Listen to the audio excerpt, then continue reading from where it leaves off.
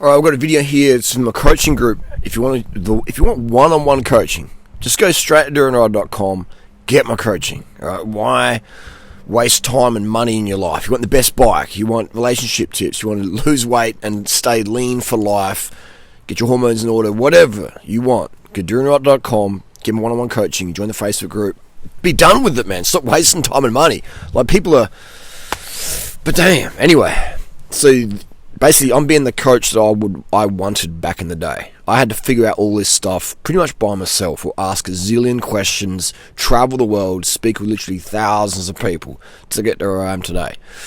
I really love helping people help themselves. It's just like that really gives me a lot of joy in life. I love it. I get paid to help people. I'm like, yeah, rock on. So this question is a great question. This is from Jason in the coaching group. Jason asks, where did you start with this lifestyle? It's so hard to gain and keep momentum. Was veganism the first step, or cycling, or running, or what? Fantastic question, Jason. So where did I start? You know, how I started. I just wanted to level up. I wanted to feel better. My whole life, I'm very hedonistic. Hedonistic meaning want to feel good. Like, I love feeling good, man. I love feeling good. I love people around me that I care about, or anyone in general, just feeling good. Like, I saw a hater on the side of the road the other day. He had a flat tire. He couldn't put the flat tire on. And I said, hey, mate, need help? And his response, I just knew. He's like, fuck, durianrider. I'm alright, mate. I'm alright. I don't need your help. So, okay, no worries. And then I was coming past. Actually, no, I went home, and I'm like, that dude's going to be there in 10 minutes' time. I bet it. So I put a track pump in my bike, flew back down. I was going back that way anyway. Sure enough, he's down the side road, wrestling his tyre on. And I'm just like, I've got to help this dude. I want to help this dude. I know he hates me. He thinks I'm a douchebag, whatever. But I just want to help him. Because when I had tyre problems, someone helped me back in the day. Pay it forward. So this dude's there. I'm like, yeah, okay, mate. He goes, yeah, my girlfriend's just going to get the car. I'm okay. And, you know, mate, I don't need your help. And I was like, I started talking about his bike. Just sort of started breaking him in a bit, breaking him down, getting past his defences. And I'm like, dude, I can put that tyre on in like 10, 20 seconds. And he goes, okay. And he gave him the tyre. And I was like, bang, bang, popped it on. He goes, we've done that for you. I said, I've done a lot.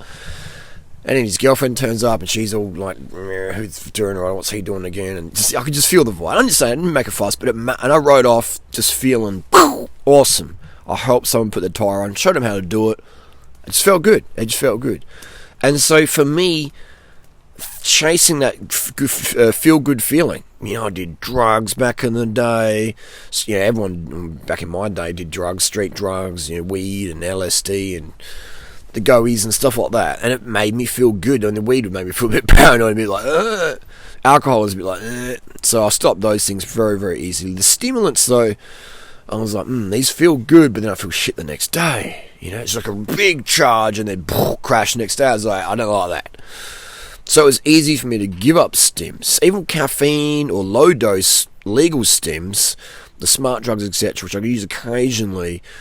And I use them in like quarter dosages, because I know if I take too much, you go up, the next day you feel shit, and I hate feeling shit. Just a little bit of just a few percent up, okay. Big charges, no. When you get a big surge of like, oh, you're gonna be going down, and that makes me feel shit. That's why I could never be a drug addict, because you're feeling so good, you're coming down so hard, and no way. And then the more you take, you get scattered, and it's just like, there. I like to feel good, so it makes it easy for me to do my things I do. Eating a lot of fat, eating too much fat for me, makes me feel stodgy, man. I don't like feeling stodgy. Overtraining, late night after late night, feeling blah. So I can't do it. I don't like feeling shit, man. I love feeling good. So how I got it started, I just wanted to feel better. And I became on this like path of just what makes me feel better. And then I started getting my confidence up and started meeting with chicks. And as soon as my confidence went up, chicks just started coming to my life. And the confidence grew from cycling. And I started getting better at cycling. I was so shit at the start. I'm not a natural athlete in terms of like great genetics for cycling or running. Not at all. In sport, I was picked last on sports day. Even in the school cross-country team, I only got selected because no one else wanted to go. You know, it was the gun kids who got picked. There was only 2 or 3 of those, and then me. You know, so I was hanging out with the gun kids, but I was like way. When I come race day, I was like almost dead last. It was maybe some fat kid who got sent by his parents to try and lose some weight. So I was definitely not a natural gifted cyclist or runner, but I loved to run and I loved to ride my bike. It made me feel good. By putting in the hard work and the time and learning how to pace and training with Kenyans and all these other things, looking at my red blood cell count and getting us sugars and pacing and consistency, then I started to get the weekend warrior results as a cyclist and runner. So I'm not one of those kids out there who's like this 450 FTP age 8. Impossible. You know, I'd have, even with EP, I'd struggle to get that. So I'm just not a natural athlete, you know, but I love to run and I love to ride at levels that I don't get injured or don't get feeling burnt out, you know. So that's why I can't overtrain, because I like feeling good too much, you know what I mean? And even being a professional cyclist, when I raced in Belgium, thinking, you know, do I want to be a pro? And so I lived that life of being a pro for a year. I was racing and living just, you know, I was camping out, I was living in like share houses and just, you know, in Belgium, just, you know, living it rough, and loving it. But I was like, I don't want to be a pro cyclist. This would suck, man. You know, the pressure and the crashes and the risks and the training in the rain and when you don't want it. It's just like, nah, it doesn't make me feel good. I love the sport, I love the cycling, I love the tactics and stuff like that, but risking my health and stuff like that, I was like, no, I can't do this. But I'll always ride my bike because I love to cycle and it makes me feel good within reason. So I just chased feeling good, man. Just chased feeling good. And then in relationships, I got the confidence, women started coming in my life. And then I got a taste of different types of women, you know, younger, older, such and such, blah, blah, blah, blah, blah, all types, you know, all types, just savouring it all, enjoying it all, thinking which one suits me best for live-in partners or weekend chicks or blah, blah, blah, blah, you know, just things like that. What personality works best for me. Now I know, like, within a few hours, if a woman would be a compatible fit for me as a live-in partner. And if someone's not, it doesn't make them a bad person. It's just like a shoe, it's like it doesn't fit. It's still a great shoe, but it doesn't fit me, and that's okay. So just learning those things with experience, wanting to feel good and wanting other people to feel good in my presence as well. Because maybe I feel good about someone, but they feel good about me. And then I thought, well, if they don't feel good about me, I feel good about no, I can't feel good because they're not feeling good. So I'm like, this ain't going to work. So you have to chase feeling good in life. That's as simple as that. How it started, I just want to feel better. And eating vegan, I just enjoy my rice. I love my rice, man. I love my cereal. And I used to eat, you know, all the stuff back in the day. And it's like, it just doesn't have that, like, appeal to me. It doesn't make me feel as good as plants do. It just doesn't. And same with some plants, like eating too many nuts or oil, doesn't make me feel good. So just because it's vegan, doesn't mean it's going to make me feel good. You know, like, you can have too much of a good thing. Like, if I eat 20 Wheat Bix before a 5k race, I'm not going to feel good because I'm not going to have food coming from my diaphragm. So I don't do that. I have them after I do my run, so I can, you know, have a lay down, digest, and chill. So it's just about, you know, I just chase and feel good. I don't go out into the snow naked because I don't feel good. Maybe for 10 minutes I might, but, you know, overnight in the snow, no, it's not going to feel good. And I find it's easy to be vegan, easy as, because I get enough carbohydrate, you know. And for me, it's rice. I have to have my white rice every single night if I want to feel my best. I have to have fruit in the morning. I have to drink enough water to clear on. I have to pee every 2 or 3 hours if I want to feel my best. I still feel good otherwise, but not as good as I want to feel. So I get addicted to feeling good, right? Addicted to feeling good. Like, I had some watermelon this morning for breakfast, some sugar and water. I'm addicted to that, man. It makes me feel good, digest so good. Nighttime I have some rice and just like it's like getting stoned, just like, you know, you just chewing off for the day. Chewing off, lay back in bed, be present or think or just do whatever I'm going to do, recharge for the next day, and bang, wake up in the morning, charging on. And it makes me feel good. Being a bike mechanic makes me feel good. Working on my own bike or my friends' bikes, making their bikes better, makes me feel good. I love feeling good. I chase things that make me feel good. So again, that's why I could never be a drug addict, you know, abusing drugs, because it wouldn't make me feel good, you know, because I've had little small tastes of that, you know, using caffeine every day or using prescription stimulants every day. And I was like, I know I'm starting to be a little bit scattered. I'm going to have a few days or a few months off to let it out of my system and then you have another little micro dose and you're feeling good again. But you're already feeling good, and it makes you feel a little bit better or perform a little bit better. So never, ever, ever, I've never, ever taken a drug in the last 20 years to make myself feel better, to feel good, all right? And the worst time to take a drug is when you're feeling like shit, and I need a state change, I feel crap, I'm going to pop a pill. Now you're an addict.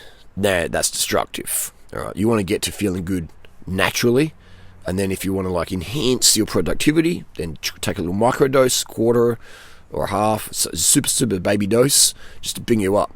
If a quarter of the pill doesn't work in regards to stimulants, then you shouldn't take it. You shouldn't take it. That's my strong theory. Like I've used modafinil, Ritalin, methylphenidate, the Adderall Australian version. If you don't get something from a quarter of the pill, a quarter, some people laugh at that. I feel sad that you need a whole pill. If you need a whole pill to feel something, my friend, you are not going to bed early enough, right? If you need the whole pill, oh man, the whole pill. I mean, they give kids like 3 or 4 pills of these Adderall, Ritalins, or whatever. If you need that, man, like you are cooking your adrenal glands. They're already cooked. They're like poached, skilleted, microwaved, tofu, deep fried adrenals. You need to get off all those stims, all right? And so that's what I did. I was very, very stim free for God knows how many years. But yeah, so, and I think that you should never ever take stimulants if you're tired. All right? Never take. Have water, have sugar, have some sleep, recharge, come back. Using stims when you're tired, man, it's just like, it's gonna make you feel shit. Because you haven't given your body the rest, man. All right? So I'm addicted to feeling good. That's why I can't ever abuse drugs, because abusing drugs makes me feel like shit. And I can't do that. Right? It's like, when I go to a running race on the Saturday morning and I see people coming out the nightclubs or just walking around town, and I look at their faces and they look thrashed. Young people, 18, 20-year-old, otherwise pretty girls and pretty guys, but they look thrashed, They look thrashed, and they're so young and tender, fresh-faced, innocent looking, and the innocence gets lost overnight, temporarily, just thrashed face. I'm thinking, man, you're cooking yourself. You don't feel, and they don't feel good. They do not feel good. And I need some recurrence, I'm coming down, I need something more of that. So, oh man, I feel sad for these kids. I feel very sad for them. So, and I get that reminders all the time. Man, I remember feeling like that back in the day. Nah, not for me, not ever again. Ugh. It's just like, don't feel good. I don't feel good. These people are using too much, man. So, yeah, never use anything. If you're feeling bad, never use alcohol. If you're feeling bad, never use stims. If you're feeling anything, don't use drugs to numb or feel anything. Other than you're already at 100%, you're feeling 100%, you want to go to 110%, so you can use a quarter dose. You don't have to, I'm just saying. If you're going to, then quarter. If a quarter or half, if a half is if a half isn't enough, then you shouldn't be taking it, because you're not going to feel good. So anyway, that's a little bit of a deep dive in that last bit there, the stims, because I truly believe a lot of people's anxiety and depression come from caffeine abuse, Ritalin abuse, Adderall, Dexies, modafinil abuse. These things people take every day for weight loss, or I've got to be blah, blah, blah, blah. No. You got to have days, weeks, months without that stuff, so you can drain out of your system. Well, I won't be able to do this. Like, how much money do you need? Like, how much? And then we're not even really productive. We're just spinning our wheels and blah blah blah. We're not really present, not really living. It's just like chaos, and it's depression instigating. So people create their problems mostly with stimulants. When you pull the caffeine out of someone's daily diet, or there's upper pills out there, then all of a sudden they can get in touch with how much rest and sleep their body needs. So look how clear my eyes look. The lighting's pretty average, but if you see, my eyes are very, very clear. And that's primarily because I always get enough sleep and water and sugar, and I very rarely use stims. And if I ever do, it's like a quarter or a half dose. Mostly a quarter dose. I've used a drug called modafinil. I started this year. Not even every week, not even every month, but just very curious about it. Heard it for that last 10 years. I'm like, what's modafinil? What's Provigil? And so I got some, and the dose is like 200 or 300 milligrams a day. I'll never ever use that, because I'm like, that would pick you up for about a week. And I'm thinking, if these people need 200 or 300 milligrams a day of modafinil, far out, man. What's going on? So for me, 25 milligrams, that's a quarter of a 100 milligram tab. 25 mil is 25 mg is, and I could even probably do a 12.5 mg of that. I definitely could, And not even every day. I find it builds up in your system, and then it can disrupt your sleep cycle. And that's 25 milligram a day. And people are doing 2 or 3 milligrams of that a day, and they're wondering why they're having psychosis and just feeling numb and just like, I just feel listless. It's because you can't even sleep properly, man. And taking sleeping pills and stuff. And it's like, oh my God. And then they need more uppers because they're so groggy from the sleeping pills. It's just like, once you put out the stems, have a holiday from them, you can start to get back into what life's about. That's how I got started, man. Is just chasing the feel-good feeling. And so if you're addicted to feeling good, then my lifestyle's for you. And if you're addicted to feeling like shit and feel like a victim, anyone out there, then my lifestyle's not for you. And some people are addicted to feeling the victims. They want to have something to complain about, like something pretty meaningless, and maybe think, I'm not that. But like there's people out there who've got like so much going on in their life, and they choose to focus on some petty thing that's like, who cares, man? Like if I order a pizza and it's not cut properly, I'm like, whatever. Or if I get a flat tire on my bike and I'm like, whatever. If some dude disagrees with me on YouTube or whatever, I might like pretend I care, but whatevs, It took me a while to get there, but I realised like you gotta, not let certain things in your life carry too much weight, because otherwise you gotta be really living in the past, feeling super, super resentful, like looking in your back mirror all the time and avoiding what's in front of you, the big windscreen. The small back mirror, big windscreen. Well, I ride a bike, so this is always pretty much looking forward, and it's a little mirror on the handlebars. Very, very small little mirror. Big. Don't even have a windscreen. Just my face is actually there in reality. Very, very small little bike mirror to look back. So that's where I live my life, is like chasing the feels, and that's what we have to do, man. Just chase the feel good, and you're set. And cross that with some wisdom and self-respect, you're good to go. End of the day, always do what makes you feel incredible, and it will still make you feel incredible the next day. If what makes you feel crap today, what makes you feel good today makes you feel crap tomorrow, then it's not really making you feel good. You're sacrificing feeling good. You're paying on a credit card, the next day you're going to be crashing. Okay? So end of the day, I do what makes me feel good every day. Hang out with people that feel good to be around, and as simple as that, man. It's basically I'm living my dream, because I put in the work, I do the homework, and I'm not afraid to be ridiculed or criticised or whatever.